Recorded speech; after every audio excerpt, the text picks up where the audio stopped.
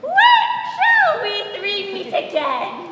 In thunder, lightning, or in rain? When the hurly-burly is done, when the battle's lost and won.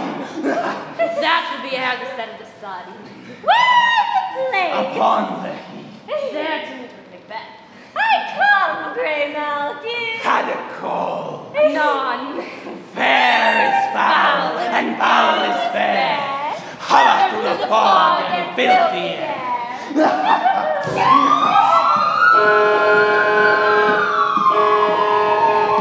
What bloody man is that? He can report as seemeth by his plight of the revolt the newest state. This is the sergeant who, like a good and hearty soldier, fought against my captivity.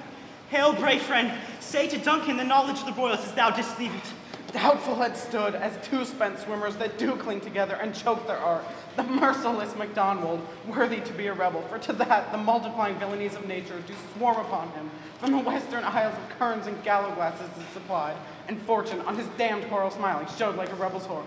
And all's too weak for brave Macbeth, well he deserves that name, disdaining fortune with his brandished steel, which smoked with bloody execution, carved out his passage till he faced the slave, which ne'er shook hands, nor bade farewell to him till he unseamed him from the nave to the chaps, and fixed his head upon our battlements. O valiant cousin, worthy gentleman. As whence the sun gains his reflection, shipwrecking storms and direful thunders break, so from that spring whence comfort seemed to come, discomfort swells. Mark, lord of the city, no sooner justice had with valor armed compelled these skipping currents to trust their heels, but the criminal lord, surveying vantage, with furbished arms and new supplies of men, began a fresh assault.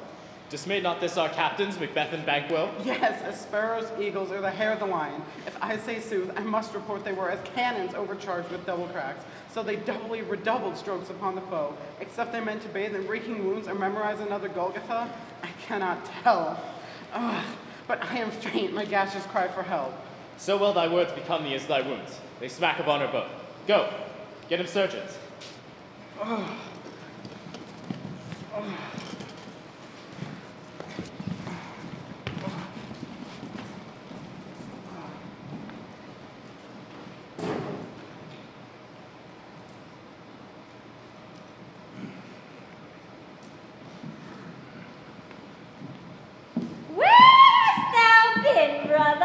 Killing swine! Sister, where thou? A sailor's wife had chestnuts in her lap, and munched. Give me, quoth I, errant the witch, thy rump-fed runyon cries. Her husband's to Aleppo's gone. Master, oh, the tiger, but in a sieve all thither sail, and like a rat without its tail. I'll do, and I'll do. I'll give thee a wind. Thou'rt kind. And I enough. I myself have all the other, and the very ports they blow, all the quarters that they know. In the shipman's cart I will drain him dry as a sleep shall neither night nor day hang upon his penthouse lid. He shall if a man forbid. Weary se'nights 9 times 9 shall he dwindle, peak, and pine. Though his bark cannot be lost, yet it shall be tempest-tossed. Look what I have. Show me. Here I have a pilot's thumb, rigged as homeward he did come. A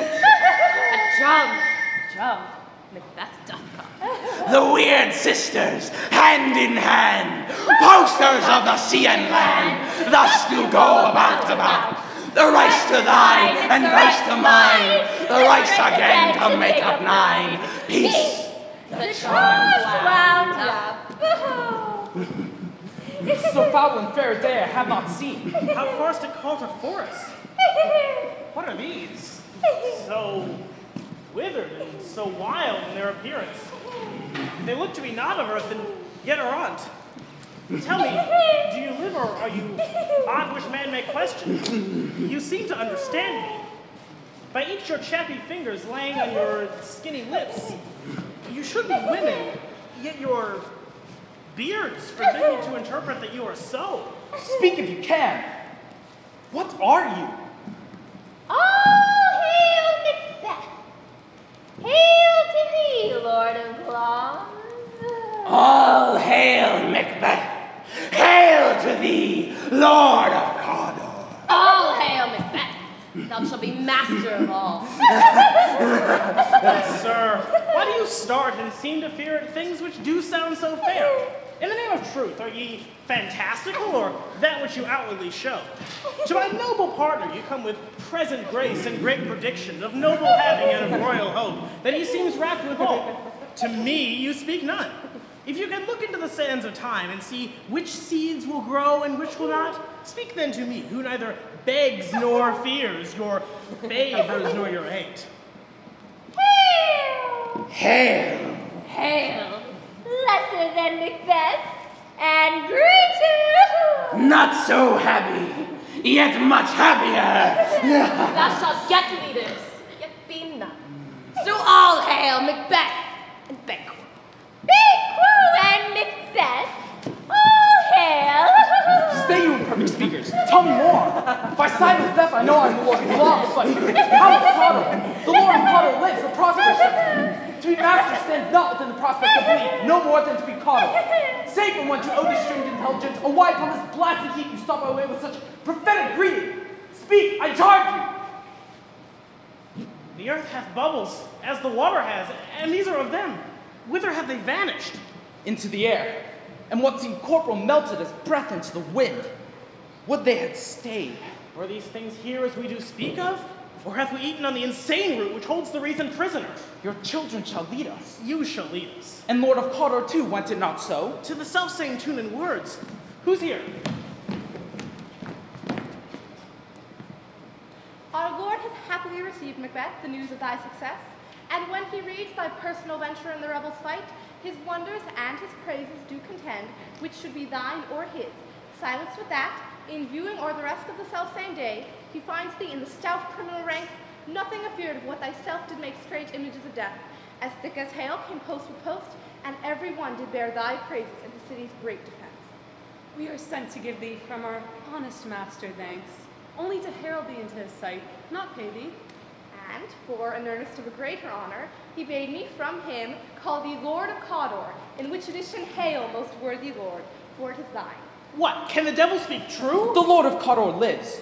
Why do you dress me in borrowed robes?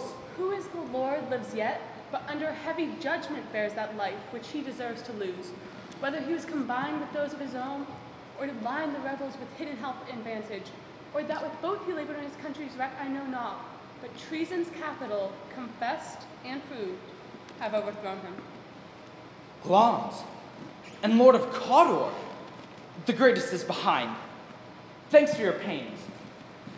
Do you not hope your children shall lead us when those who granted me lordship of Cawdor promise no less to them? This trusted home might yet enkindle you on to more power than lordship of Cawdor, but 'tis strange, and oftentimes to lead us to our harm, the forces of darkness will tell us truths, win us with honest trifles to betrays in greatest consequence. Officers, a word, I pray you. Two truths are told, as the happy prologue to the swelling act of the imperial theme. Verily, I thank you. Cannot be ill, cannot be good. If ill, why hath it given me earnest of success commencing in a truth? I am Lord of Cawdor. If good, why do I yield to that suggestion whose horrid image doth unfix my hair and make my seated heart knock at my ribs against the use of nature? Present fears are less than horrible imaginings. My thought, whose murder yet is but fantastical, shakes so my single-stated man that function is smothered in surmise, and nothing is what but is not.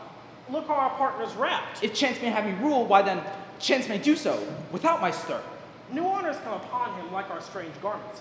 Cling not to their mold besides aid of use. Come what come may, time and hour run through the roughest day. Worthy Macbeth, we stay upon your leisure. Give me your favor, my dull brain was wrought with things forgotten. Kind companions, your pains are registered where every day I turn the leaf to read them. Let us toward Duncan. Think upon what hath chanced, and, at more time, the interim having waited, let us speak our free hearts each to other. Very gladly. Till then, enough. Oh, worthiest cousin, the sin of my ingratitude even now is heavy on me, though I'd so far before the swiftest wing of recompense is slow to overtake thee. Would thou'dst less deserved that the proportion, both of thanks and payment, might have been mine. Only I have left to say, more is thy due than more than all can pay. The service and loyalty I owe, in doing it, pays itself. Your Highness's part is to receive our duties, and our duties are to your throne and state children and servants, which do but what they should, by doing everything safe toward your love and honor. Welcome hither. I've begun to plant thee, and will labor to make thee full of growing. Noble Banquo, that is no less deserved, nor must be known no less to have done so, let me enfold thee, and hold thee to my heart. If there I grow, the harvest is your own. My plenteous joys wanton in fullness seek to hide themselves in drops of sorrow. Sons, kinsmen, lords, and you's places are the nearest. Know we will establish our estate upon our eldest, Malcolm, whom we name hereafter my one and only heir, which honor must not unaccompanied invest him only, but sides of nobleness, like stars, shall shine on all deservers. From hence to Inverness, and bind us further to you. The service and loyalty I owe. I will make myself the harbinger, and make joyful the hearing of my wife with your approach. So humbly take my leave. My worthy Cawdor. My one and only heir. That is a step on which I must fall down, or else o'erleap, for in my way it lies. Stars, hide your fires. Let not light see my black and deep desires. The eye wink at the hand, yet let that be which the eye fears when it is done to see. True, noble Banquo. He is full so valiant, and in his commendations I am fed. It is a banquet to me. Let's after him, whose care is gone before to bid us welcome. It is a peerless kinsman.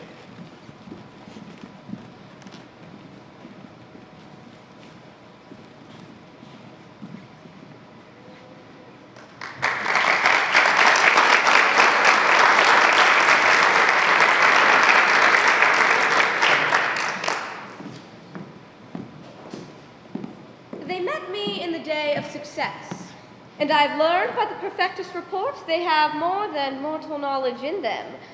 When I burned in desire to question them further, they made themselves air, into which they vanished. Whilst I stood wrapped in the wonder of it, came missives from Duncan, who all hailed me Lord of Cawdor, by which title before these weird sisters had saluted me, and referred me to the coming on of time as ruler that shalt be. This have I thought good to share with thee, my dearest partner of greatness, that thou mightst not lose the dues of rejoicing by being ignorant of what greatness is promised thee. Lay it to thy heart and farewell. Glamis thou art, and Cawdor, and shalt be what thou art promised. Yet I do fear thy nature. It is too full of the milk of human kindness to catch the nearest way. Thou wouldst be great, are not without ambition, but without the illness should attend it. What thou wouldst highly, that wouldst thou holily. Wouldst not play false, and yet wouldst wrongly win. Hie thee hither, that I may pour my spirits in thine ear, and chastise with the impatient valor of my tongue all that impedes thee from the golden round, which fate and metaphysical aid doth seem to have thee crowned withal. What are thy tidings? Duncan comes here tonight. Thou art mad to say it. Is not thy master with him, who, were it so, would have informed for preparation? So please you, it's true. Our Lord is coming. One of my fellows had the speed of him, who, almost dead for breath, had scarcely more than would make up his message. Give him tending. He brings great news.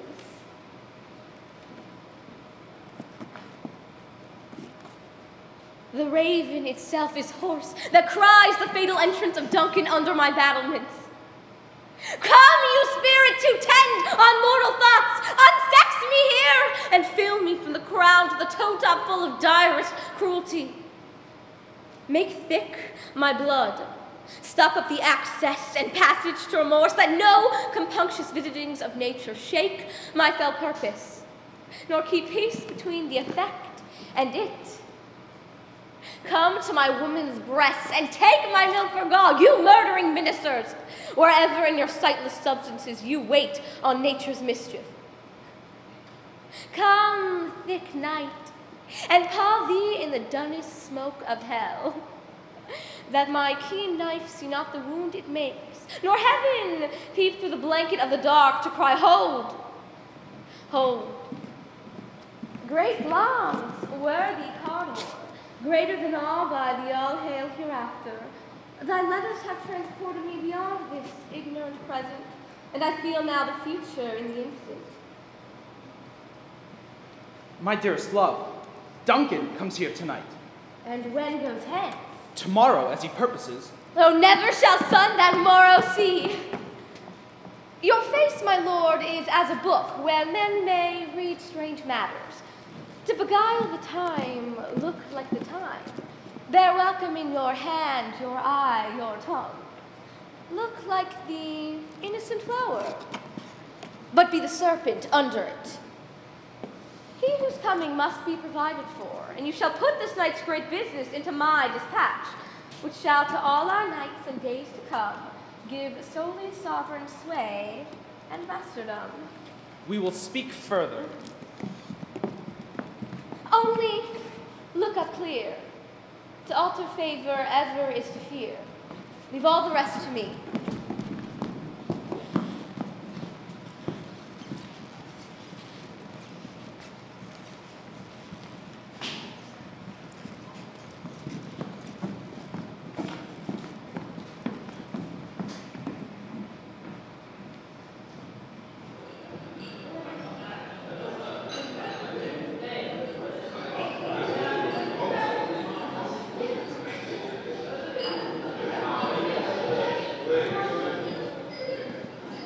If it were done when 'tis done, 'twere well it were done quickly. If the assassination could trammel up the consequence and catch with his surcease success, that but this blow might be the be-all and end-all here. But here upon this bank and shoal of time we jump the life to come. But in these cases we still have judgment here, that we but teach bloody instruction which, being taught, returns to plague the inventor. This even-handed justice commends the ingredients of our poisoned chalice to our own lips. He's here in double trust. First, as his kinsman and his subject, strong both against the deed. Then, as his host, against his murderer should I shut the door, not bear the knife myself. Besides, this Duncan hath borne his faculties so meek, hath been so clear in his great office, that his virtues would plead like angels, trumpet-tongued against the deep damnation of his taking off. And pity, like the naked newborn babe striding the blast, or heaven's cherubim, horsed upon the sightless courier of the air, shall blow the horrid deed in every eye, that tears shall drown the wind. I'm no spur trick besides my intent, only vaulting ambition which o'erleaps itself and falls on the other. How now, what news? He has almost supped. Why have you left the chamber? Hath he asked for me? Know you not he has? We will proceed no further in this business. He hath honored me of late, and I bought golden opinions from all sorts of people, which will be worn now in their newest gloss, not cast aside so soon. Was the hope drunk wherein you dressed yourself? Hath it slept since and wakes it now to look so green and pale at what it did so freely? From this time such I count thy love. What, art thou feared to be the same in act and valor as thou art in desire? Wouldst thou have that which thou esteemest the ornament of life, yet live a coward in thine own esteem, letting I dare not, wait upon I would, like the old cat in the alley? Prithee, peace! I dare do all that may become a man. Who dares do more is none. What beast was it then that made you break this enterprise to me? When you durst do it, then you were a man. And to be more than what you were, you would be so much more the man. Nor time nor place did then adhere, and yet you would have both. They have made themselves, and that their fitness does unmake you. I have given suck. I know how tender 'tis to love the babe that milks me.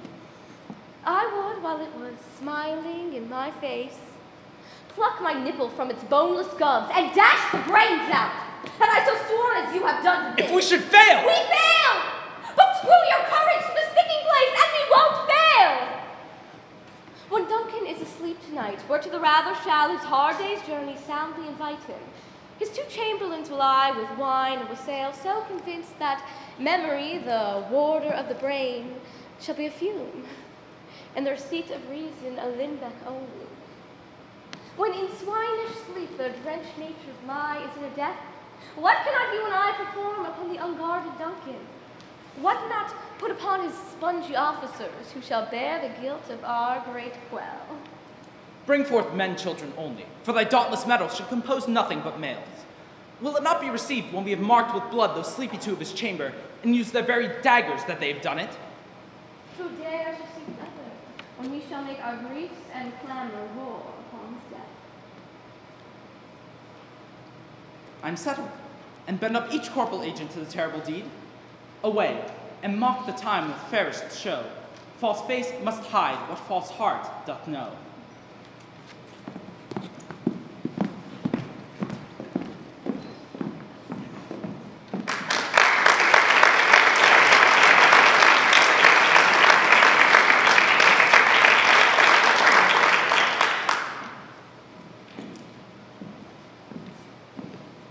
What, sir? Not yet at rest? Our lord's abed. He hath been an unusual pleasure, and sent great largesse to your offices. This diamond he greets your wife withal, in the name of most kind hostess, and shut up in measureless content. Being unprepared, our will became the servant to defect, which else should Free have wrought? All's well. I dreamt last night of the 3 weird sisters. To you they have shown some truth. I think not of them. Yet, when we can entreat an hour to serve, we might spend it in some words upon that business, if you would grant the time. At your kind's leisure. If you shall cleave to my consent, when 'tis, it shall make honor for you. So I lose none in choosing to augment it, but still keep my bosom franchise to my allegiance clear. I shall be counseled. Good repose the while. Thanks, sir. The like to you. Go bid thy mistress. When my drink is ready, she strike upon the bell. Get thee to bed.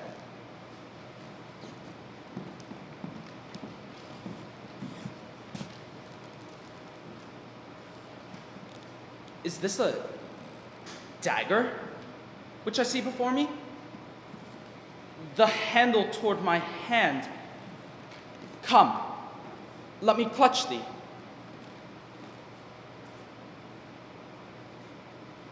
I have thee not, and yet I see thee still. Art thou not, fatal vision, sensible to feeling as to sight? Or art thou but a dagger of the mind, a false creation proceeding from the heat oppressed brain? I see thee still, in form as palpable as this which now I draw. Thou marshallest me the way that I was going, and such an instrument I was to use. Mine eyes are made the fools of the other senses, or else worth all the rest. I see thee still, and on thy blade and dungeon gouts of blood which were not so before. There's no such thing. It is the bloody business which informs thus to mine eyes.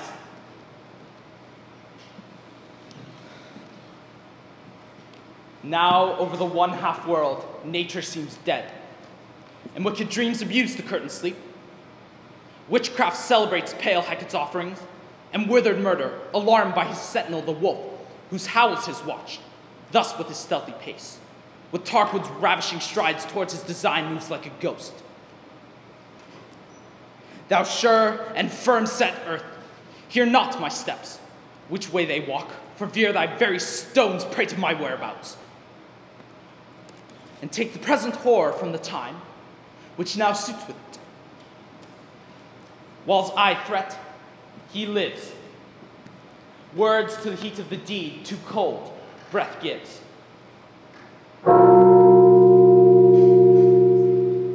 I go, and it is done.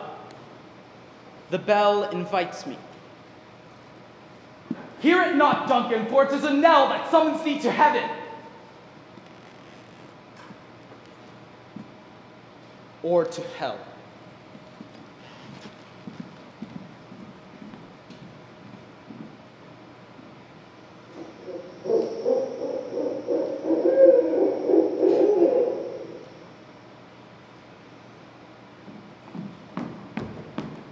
Thou That which hath made them drunk hath made me bold. What hath quenched them hath given me fire. Hark! Peace. 'Twas the owl that shrieked, the fatal bellman who gives the sternest good night. He is about it. The doors are open. The surfeited grooms do mock their charges with snores. I have drugged their possets that death and nature do contend about them, whether they live or die. Who's that? What? Ho! Alack, I'm afraid they have awaked, and 'tis not done.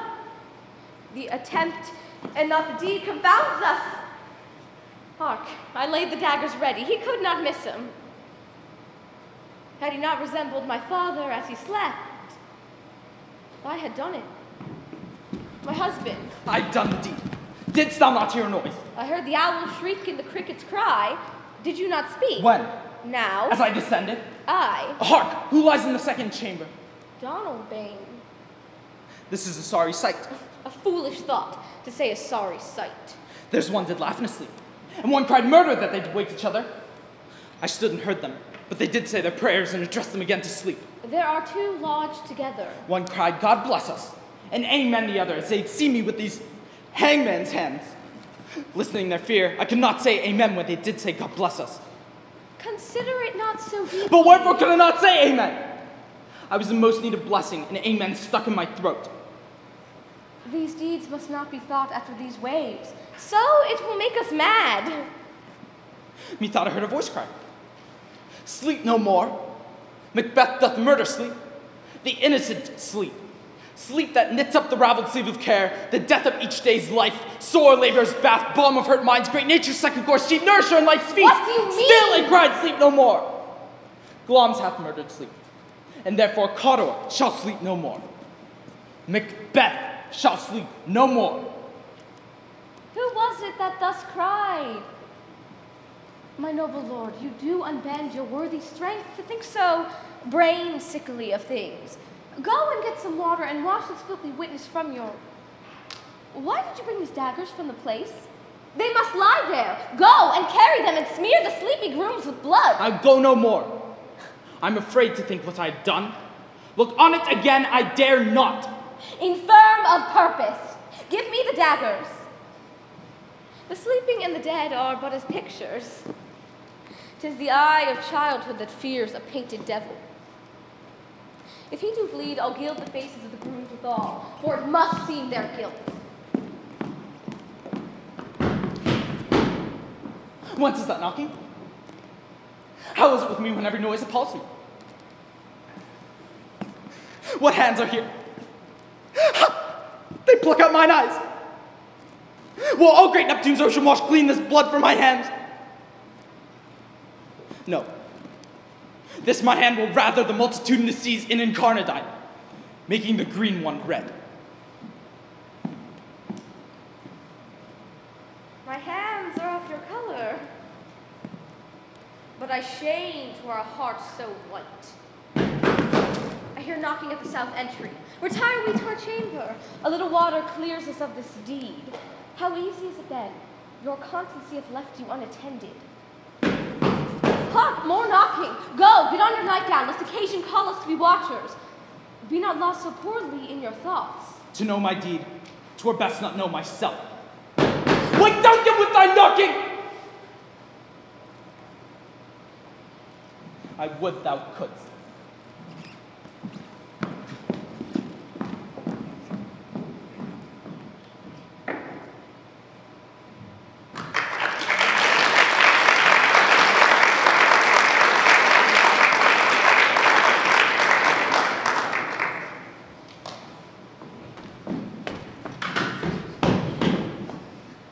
There's a knocking indeed. If the man or porter of Hell Gate, he would have had old turning the key. Knock, knock, knock. Who's there? Here's a farmer that hanged himself in the expectation of plenty. Come in time. Have napkins enough about you. Here you'll sweat for it. Knock, knock. Who's there in the name of Basil Bob? Faith, here's an English tailor come hither for stealing out of French O's. Come in, tailor. Here you may roast your goose. Knock, knock, never, quiet. Who are you? This place is too cold for her. I'll devil portrait no further. I've thought to let some of all professions that go the primrose path to the everlasting bonfire. Anon, anon, I pray you, remember the porter.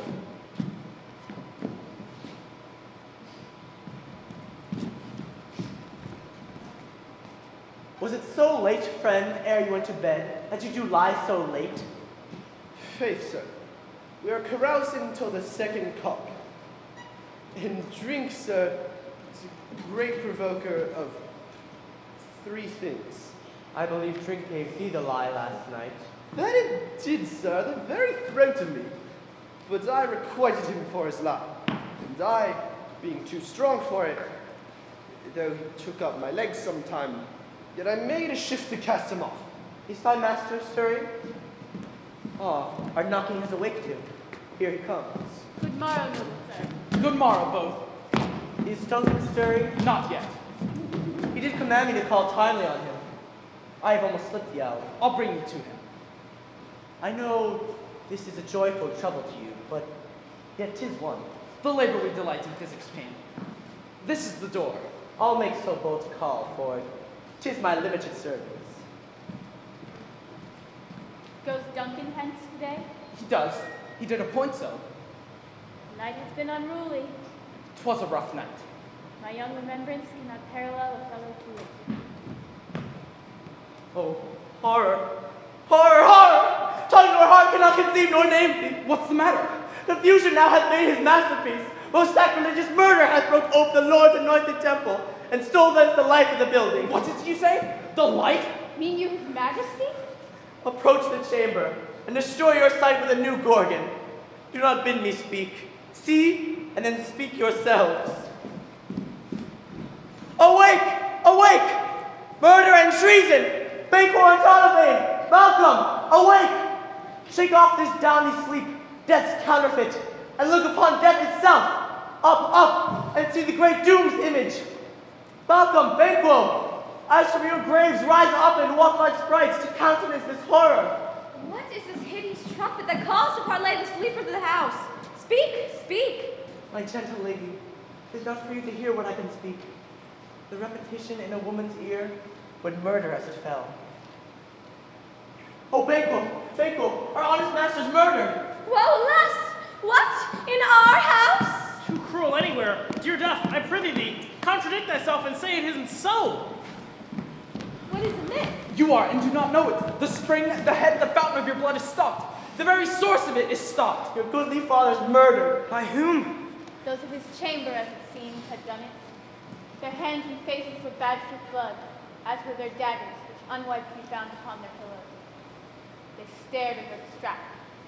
No man's life was to be trusted with them. Oh, yet I do repent me of my fury that I did kill them. Wherefore did you so? Who can be wise, amazed, temperate and furious, loyal and neutral in a moment? No man.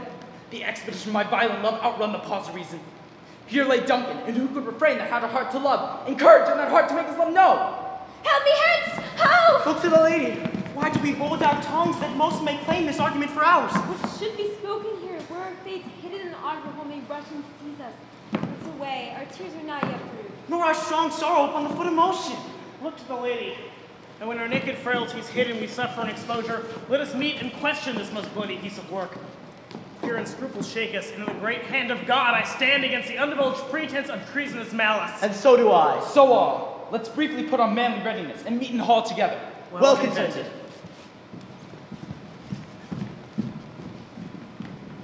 What will you do? Let's not consort with him. To show an unfelt sorrow is an office which the false man does easy. Out to the north. I to the south.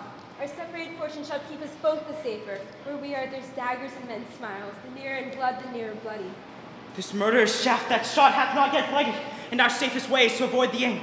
Therefore to horse, and let us not be dainty with leave taking, but shift away. There's warrant in that theft which seals itself when there's no mercy left.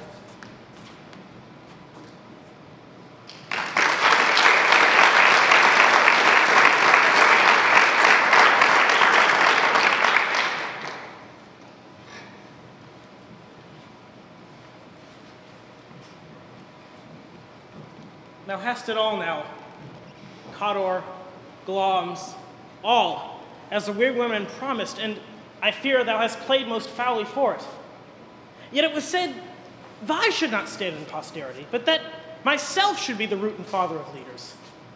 If truth should come from them, as upon thee, Macbeth, their speeches shine, why by the verities upon thee made good, should they not be my oracles as well, and set me up in hope? But hush, no more.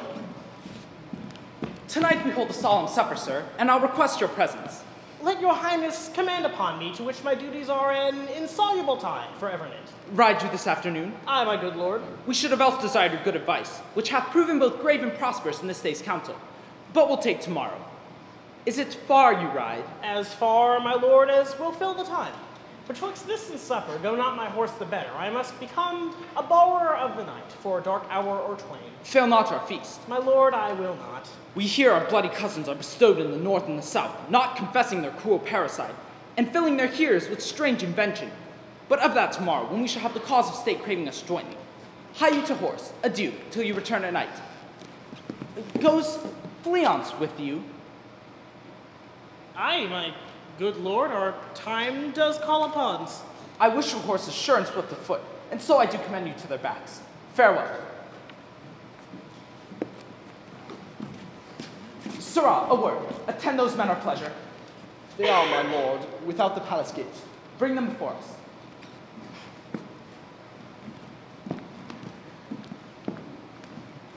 To be thus is nothing, but to be safely thus. Our fears in Banquo stick deep, and in his royalty of nature reigns that which would be feared. 'Tis much he dares, and to that dauntless temper of his mind he hath the wisdom that doth guide his valor to act in safety. There's none but he whose being I do fear, and under him my genius is rebuked.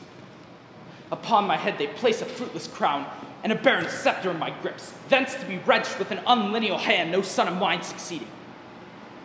If it be so, for Banquo's issue I have filed my mind. For them gracious Duncan I have murdered, put rancors in the vessel of my peace, only for them, and mine eternal jewel given to the common enemy of man for them to lead us. The seed of Banquo. Rather than so, come fate into the list and champion me to utterance. Who's there? Now go to the door and wait there till we call. Was it not yesterday we spoke together? It was, so please your lordship. Well then now, have you considered of my speeches? Know that it was he in times past that held you so under fortune. You made it known to us. I did so, and went further, which is now the point of our second meeting. Do you find patience so predominant in your nature that you can let this go? Are you so gospel to pray for this good man and for his issue, whose heavy hand hath bowed you to the grave and beggared yours forever? We are mortal, Millie. And the catalogue you go for human, as hounds, greyhounds, mongrels, spaniels, curs, shocks, water-rugs, and demi-wolves are clept all by the name of dogs. The valued file distinguishes the swift, the slow, the subtle, each based on the gift which bounteous nature hath in him closed. And whereby he does perceive particular addition from the bill that writes them all alike. And so of men. Now, if you have a station in the file, not in the worst ranks of manhood, say it, and I'll put that business in your bosom whose execution takes your enemy off, grapples you to the heart and love of us, who wear our help, but sickly in his life, which in his death were perfect. I am one, my lord, whom the vile blows and buffets of the world have so incensed that I am reckless what I do to spite the world. And I another, so tugged with fortune, weary with disaster, that I would set my lie on any chance, to mend it or be rid on it. Both of you know Banquo was your enemy. True, my lord. And so is he mine, and in such bloody distance that every minute of his life thrusts against my nearest of being. And though I could, with barefaced power sweep him from my sight, and bid my will avouch it, yet I must not. For certain friends that are both his and mine, whose loves I may not drop, yet wail his fall, who I myself struck down. And thence it is that I to your assistance do make love, masking the deed from the common eye for sundry weighty reasons. We shall, my lord, perform what you command us. Who Your our spirits lives. shine through you. Within this hour at most, I will advise you where to plant yourselves. Acquaint yourselves with the perfect spy of the time, the moment on it, for it must be done tonight. And something from the palace. I always thought I required clearness. And with him, to leave no rubs nor botches in the work, Fleance his son, that keeps him company, whose absence is no less material to me than his father's, must embrace the fate of that dark hour. Resolve yourselves apart. We are resolved, my lord. I'll call upon you straight. Abide within.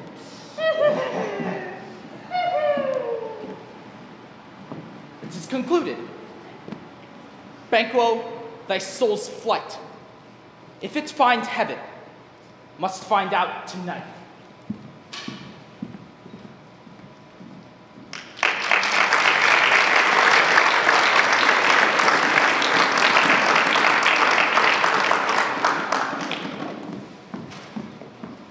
Not sad, all spent, or desires got without content.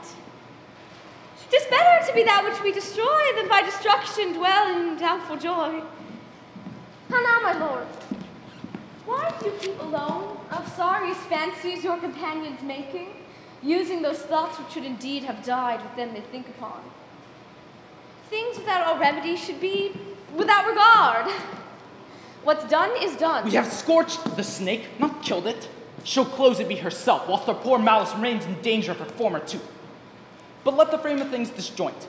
Both the world suffer. Ere we will eat our meal in fear and sleep in the affliction of those terrible dreams that shake us nightly. Better be with the dead, whom we, to gain peace, have sent to peace, than to be on the torture of the mind to lie in restless ecstasy. Duncan is in his grave. After life's fitful fever, he sleeps well.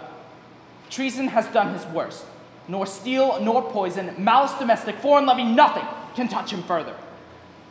Come, gentle, my lord. Sleek o'er your rogue looks, be bright and jovial among your guests tonight. So shall I love, and so I pray be you. Let your remembrance apply to Banquo. Present him eminence both with eye and tongue. Unsafe the while that we must lay these honors in these flattering streams and make our faces visitors to our hearts, disguising what they are. You must leave full of it. scorpions is my mind, dear wife. Thou knowest that Banquo and his Fleance lives. But in them nature's copy's not eternal. There's comfort yet. They are assailable. Then be thou joking. Ere the bat hath flown his cloistered flight, ere to black Hecate summons the shard-born beetle with his drowsy hum hath rung night's yawning peal, there shall be done a deed of dreadful note. What's to be done? Be innocent of the knowledge, dearest Chuck, till thou applaud the deed. Thou marvelest at my words, but hold thee still. Things bad begun make strong themselves by ill. So prithee, go with me.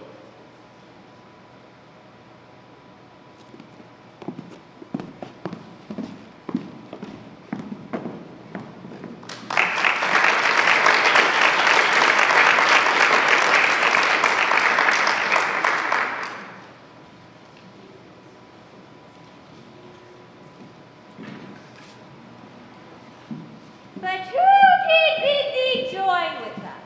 Macbeth. He needs not our mistrust, since he delivers our offices and what we must do to the direction just. Then stand with us. The west yet glimmers with some streaks of day, and spurs the lady traveler apace to gain the timely end. And near approaches the subject of our watch. Hark! I hear voices. Oh! Then 'tis he, for all those that are within the note of expectation are already within the court. His guardsmen go about. Almost a mile, but he does usually. So all men do from hence to the palace gate to make their walk. A light, a light. 'Tis he. It will be rain tonight. Let it come down. Oh, treason! Fly, fly, fly, fly! The maid's revenge! Oh, slave!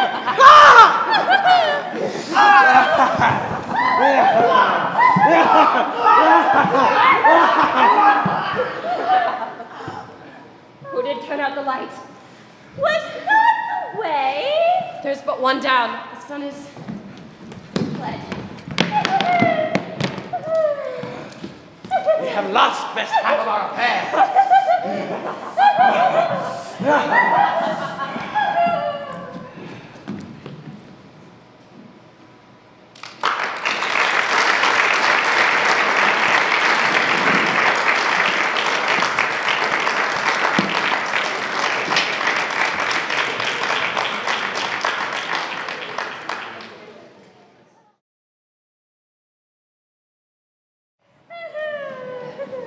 There's blood on my hands. 'Tis Banquo's then. 'Tis better he without than he within. Is he dispatched? My lord, his throat is cut. That I did for him. Thou art the best of the cutthroats, yet he's good that did the like for Cleons. If thou didst it, thou art the non-pared. Most royal, sir. Cleon's escaped. Then comes my fit again. I had else been perfect, whole as the marble, founded as the rock, as broad and general as the casing air. But now I'm cabined, cribbed, confined into saucy doubts and fears. But Banquo's safe. Aye, my good lord. Safe in a ditch he bides, with 20 trench gashes to his head. The least a death to nature. Thanks for that. There the grown serpent lies. The worm that's fled hath a nature in him which will venom breed. No teeth for the present. By the pricking of my thumbs, something wicked this way comes. Open knocks, whoever knocks.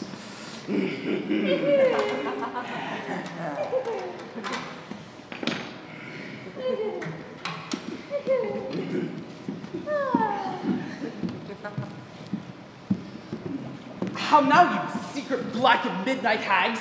What is it you do? A deed without a name. I conjure you by that which you profess, however you come to know it. Answer me.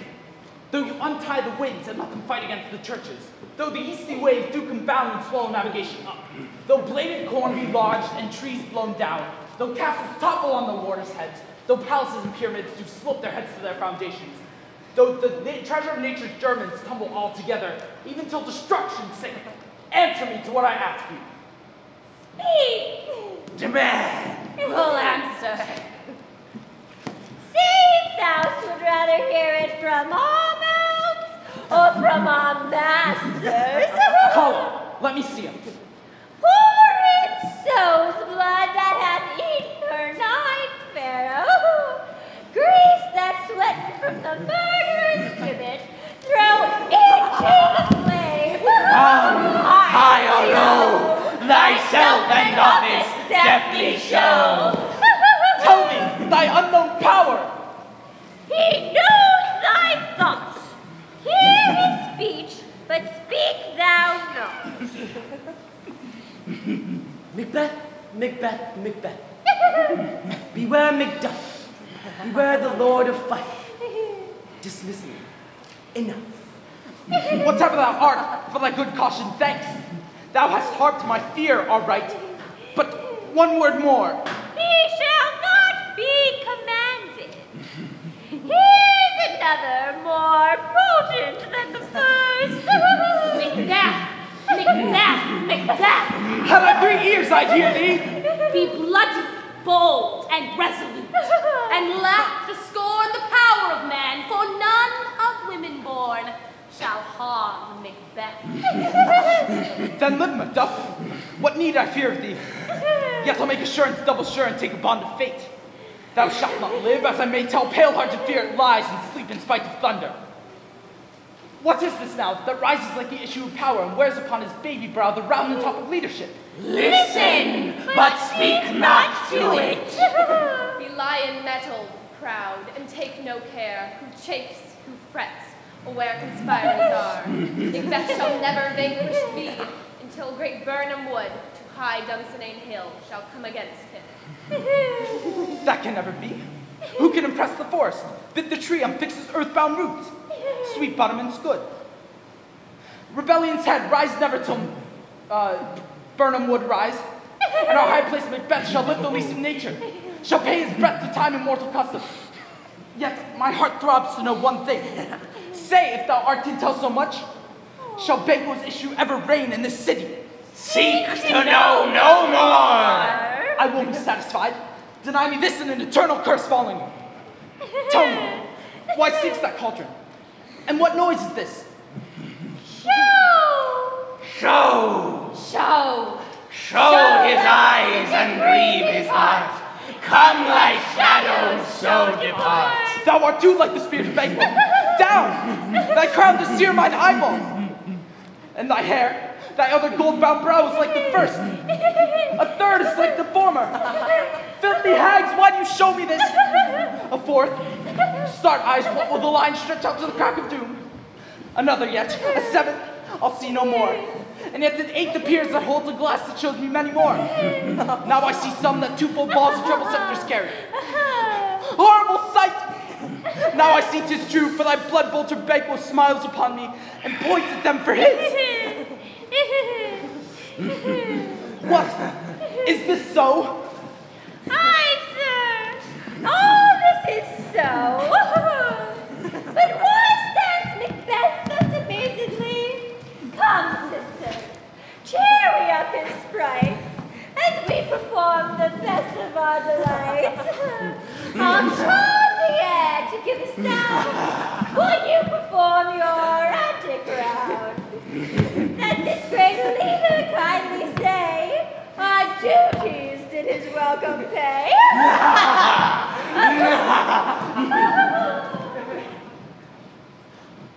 Where are they? Gone? Let this pernicious hour stand cursed in the calendar. Come in without there. What's your grace's will? Saw you not the weird sisters? No, my lord. Came they not by you? No, indeed, my lord. Infected be the air whereon they ride, and be damned at all those that trust them. I did hear the galloping of a horse. Who was it rode by? 'Tis 2 or 3, my lord, that bring you word. Macduff is fled. Fled, you say?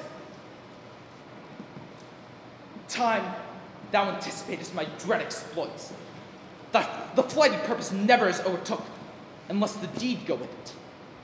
And from this moment, the very firstlings of my heart shall be the firstlings of my hand. And even now, to crown my thoughts with acts, be it thought and done. The castle of Macduff I will surprise, seize upon Fife, give to the edge of the sword his wife, his babes, and all unfortunate souls that trace him in his line. But no more boasting like a fool. This deed I'll do before my purpose cool. But no more sights. Where are these gentlemen? Come, bring me where they are.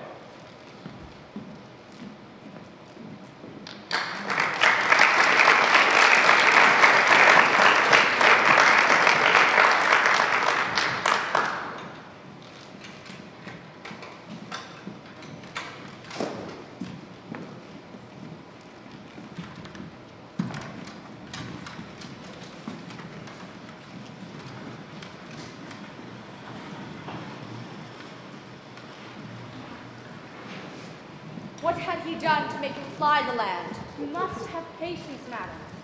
He had none. His flight was madness. When our actions do not, our fears do make us traitors. My dearest cause, I pray you school yourself. But for your husband, he is noble, wise, judicious, and best knows the fits of the season. I dare not speak much longer, but cruel are the times when we are traitors and do not know ourselves. When we hold rumor from what we fear, yet not what we fear, but float upon a wild and violent sea each way and move. I take my leave of you. Shall not be long, but I'll be here again. Things at their worst will cease, or else climb upward to what they were before. My pretty cousin, blessing upon you. Father he is. And yet he's fatherless. I am so much a fool should I stay longer. It would be my disgrace and your discomfort. I'll take my leave at once. Sirrah, your father's dead. And what will you do now? How will you live? As birds do, mother. What, with worms and flies? With what I get, I mean. And so do they. Poor bird. Thou'st never feared the net, nor line, the pitfall, nor the gin. Poor birds, they are not set for. Why should I, mother? My father is not dead, for all of your sake. Yes, he is dead. And how wilt thou do for a father? Nay, how wilt thou do for a husband? Why, I can buy me 20 at any market. Well, then you'll buy him to sell again. Thou speakest with all thy wit, and yet, i' faith, with wit enough for thee. Was my father a traitor, mother? Aye, that he was. And what is a traitor? Why, one that swears and lies. And be all traitors that do so? Everyone that does so is a traitor and must be hanged. And must they all be hanged that swear and lie? Everyone. Then who must hang them? Why, the honest men. Well, then the liars and swearers are fools. For there are liars and swearers enough to beat the honest men and hang up them. Now God help thee, poor monkey. But how wilt thou do for a father? If my father were dead, we would weep for him. If he would not, it would be a good sign that I should quickly have a new father. Poor prattler, how thou talk'st. Thus you for a dame. I am not to you known, though in your state of honor I am perfect. I doubt some danger does approach you nearly. If you will take a homely man's advice, be not found here. Hence with your little ones. To fight you thus, methinks I am too savage. But to do the worst to you with fell cruelty, which is too nigh your person. Heaven preserve you. I dare abide no longer. Whither should I fly? I have done no harm.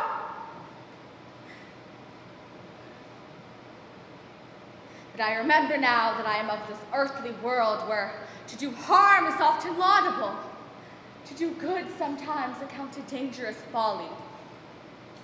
Why then do I put up that womanly defense to say I have done no harm? What are these faces? Where is thy husband? I hope in no place so unsanctified with such as thou mayst find him. He's a traitor. Thou liest, thou shagged I am treachery. Run away! I pray you!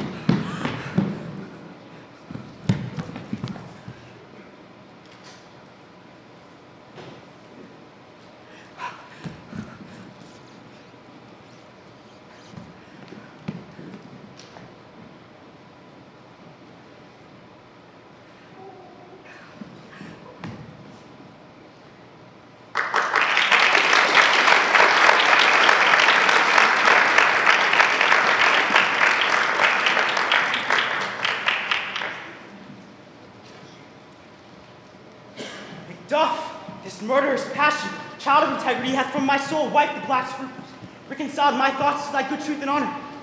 Devilish Macbeth by many of these trains hath sought to win me into his power, and modest wisdom plucks me from overcredulous haste. But God above deal between thee and me, for even now I put myself to thy direction, and unspeak mine own detractions. Here, abjure the taints and blames I laid upon myself for strangers to my nature. I'm yet unknown to whom, never was forsworn, scarcely have coveted what was mine own. At no time broke my faith, would not betray the devil to his fellow, and delight no less in truth than life. My first false speaking was this upon myself. What I am truly is thine and my poor country's command. Whither indeed, before thy here approach old Sue, with 100 warlike men already at a point, was setting forth. Now we'll together, and the chance of goodness be like a warranted world. Why are you silent? Such welcome and unwelcome things. 'Tis hard to reconcile. See, who comes here? My countryman, but yet I know her not. My ever gentle cousin, welcome hither. Sir. Amen. I know her now. Good God, the times remove the means that make us strangers. Stands our land where it did? Alas, poor city, almost afraid to know itself. It cannot be called our mother, but our grave, where nothing but who knows nothing is ever once seen to smile, where sighs and groans and shrieks that rend the air are made, not marked. There violent sorrow seems a modern ecstasy. 10 men's knell is there scarce asked for whom, and men's lives expire before the flowers in their caps, dying where they sicken. Oh, relation, too nice, and yet too true. What's the newest grief? That of an hour's age doth hiss the speaker. Each minute seems a new one. How does my wife? Why, well. And all my children? Well, too. The tyrant has not battered their peace? No, they were well when I did leave them. But not a niggard of your speech. How goes it?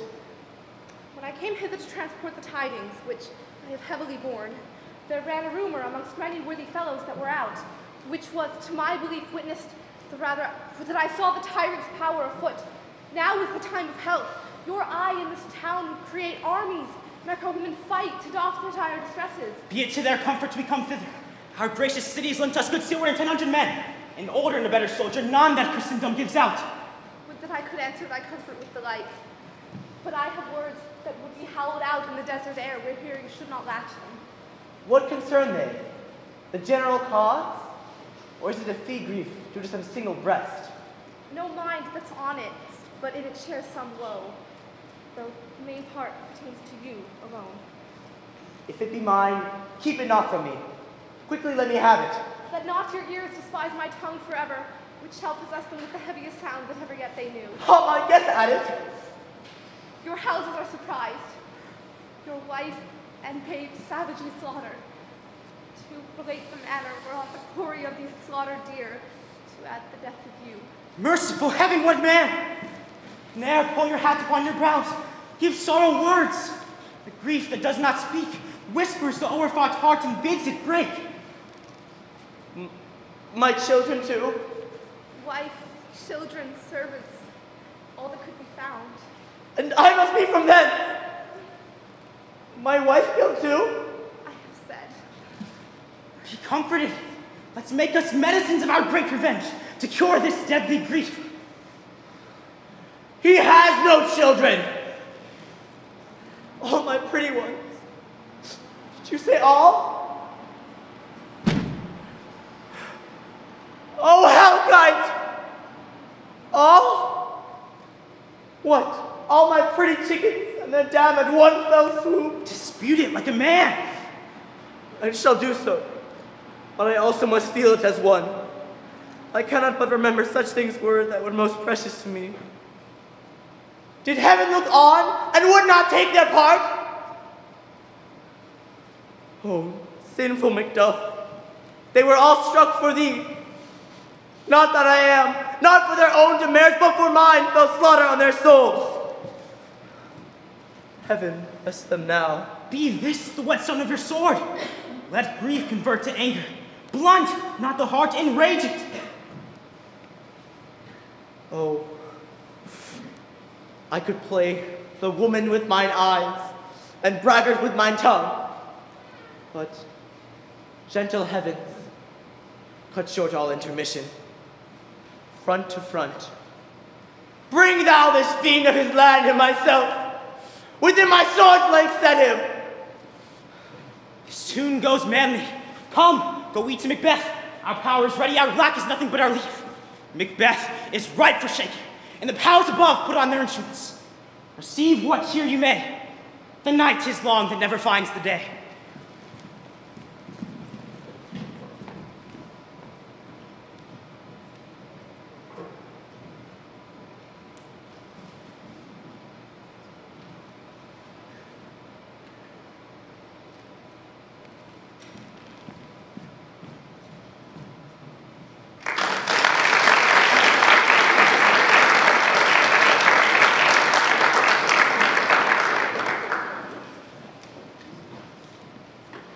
2 nights now I have watched with you. I can perceive no truth in your report. Tell me, when was it she last walked? Since His Majesty went into the field, I have seen her rise from her bed, throw her nightgown upon her, unlock her closet doors, take forth paper, fold it, write upon it, read it, afterwards seal it, and again return to bed, yet all this while in a most fast sleep. A great perturbation in nature to receive at once the benefits of sleep and to do the effects of waking. Tell me, besides her walking and other actual performances, what at any time have you heard her say? That, sir, which I will not report after her. You may to me, 'tis most meet you should. Neither to you nor anyone, having no witness to confirm my speech. Lo, you, here she comes. This is her very guise, and upon my life, fast asleep. Observe her, stand close. How came she by that light? Why, it stood by her. She has light by her continually, 'tis her command. You see her eyes are open. Aye, but their sense is shut. What is it she does now? Look how she rubs her hands. It is an accustomed action with her to seem thus washing her hands. I have known her to continue in this a quarter of an hour. Yet here's a spot. Hark, she speaks. I will set downward crumbs from her to satisfy my remembrance the more strongly. Out, damn spot! Out, I say! 1, 2. Why then, 'tis time to do it. Hell is murky. Fire, my lord!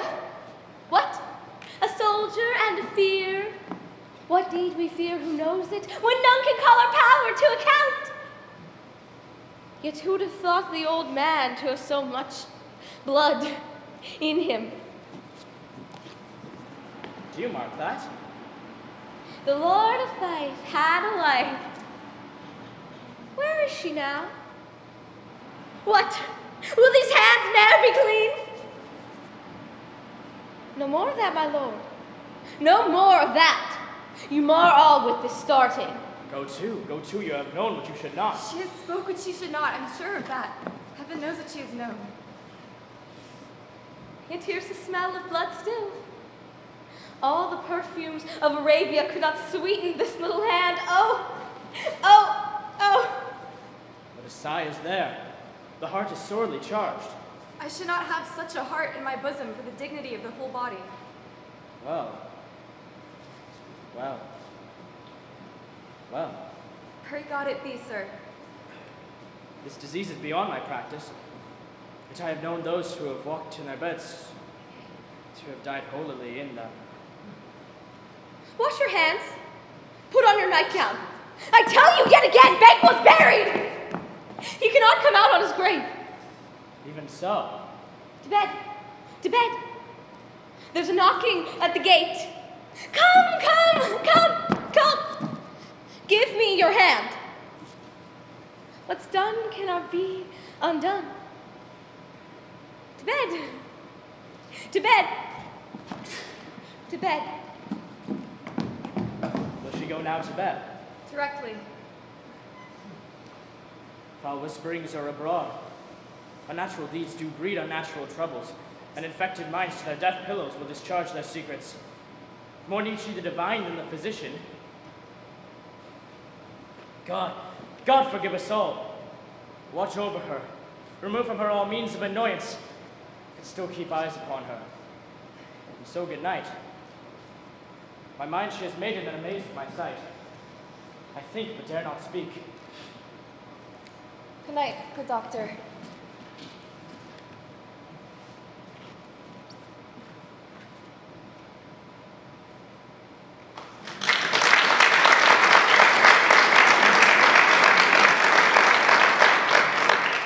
Cousins, I hope the days are near at hand that our chambers will be safe. We doubted nothing. What is this before us? But what of honor? Let every soldier hew him down a bow and bear it before him. Thereby shall we shadow the number of our hosts and make discovery ere and report of us. It shall be done. We know no other but the confident tyrant keeps still in Dunsinane, and will endure our setting down before it. 'Tis his main hope, for where there should venture should be given, both more and less have given him the revolt. None serve with him but constrained things whose hearts are absent too. Let our just censures attend the true event, and put we on industrious soldiership. The time approaches. That will with due decision make us know what we shall say we have and what we owe. Thoughts speculative, their unsure hopes relate, though certain issue strokes must arbitrate. Toward which advance the war.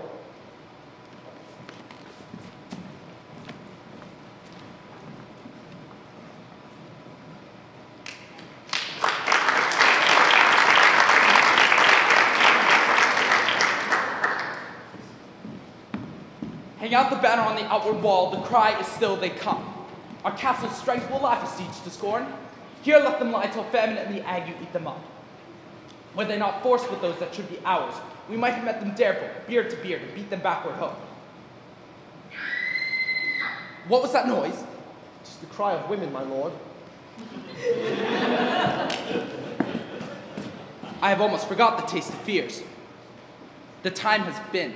My senses would have cooled to hear a night shriek, and my fell of hair would at a dismal treatise rouse as life were in it. I've supped full with horrors. Direness, familiar to my slaughter's thoughts, could not once start me. Wherefore was that cry? The lady, my lord, is dead. She should have died hereafter. There would have been a time for such a word.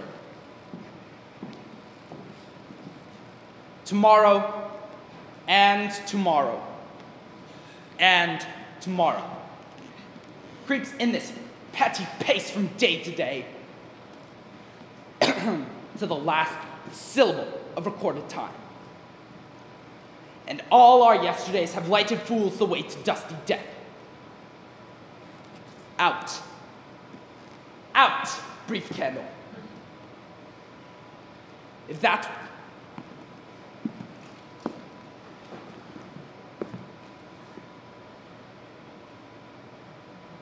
Life is but a walking shadow. A poor player that struts and frets his hour upon the stage, and then is heard no more. It is a tale told by an idiot, full of sound and fury, signifying nothing. Now comest to use thy tongue, thy story quickly. Gracious my lord, I should report that which I say is so, but know not how to do it. Well, say, sir. As I did stand my watch upon the hill, I looked toward Burnham, and anon methought the wood began to move. Liar and slave!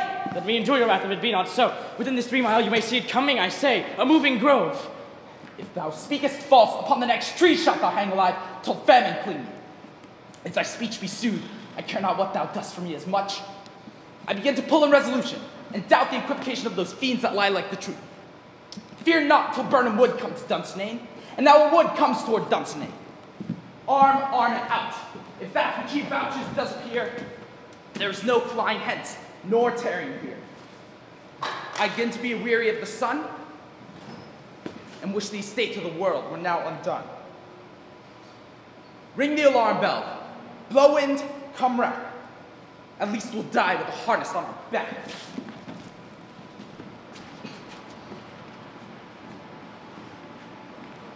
Why should I play the Roman fool and die on mine own sword?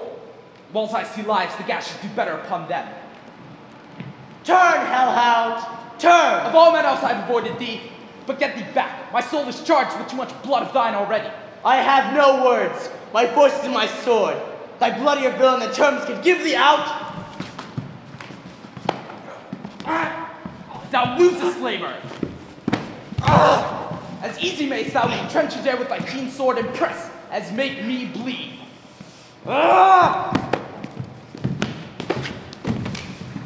Let fall thy blade on vulnerable crests.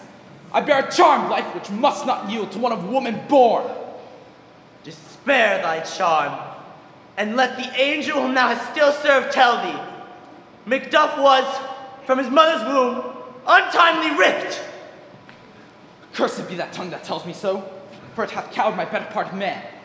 And be these juggling fiends no more believed that palter with us on a double sense, that keep the word of promise to our ear and break it to our hope. I'll fight not with thee.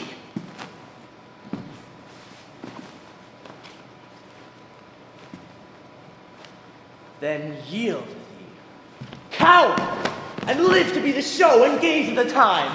We'll have thee, as our rarer monsters are, painted on a pole, and under it, here may you see the tyrant. I'll yield not to kiss the ground before young Malcolm's feet, or to be baited with the rabble's curse. Though Burnham would be come to Dunsinane, and I will oppose, being of no woman born, yet I will try my last. Before my body I throw my warlike shield. Lay on Macduff, and damn him that first cries, hold!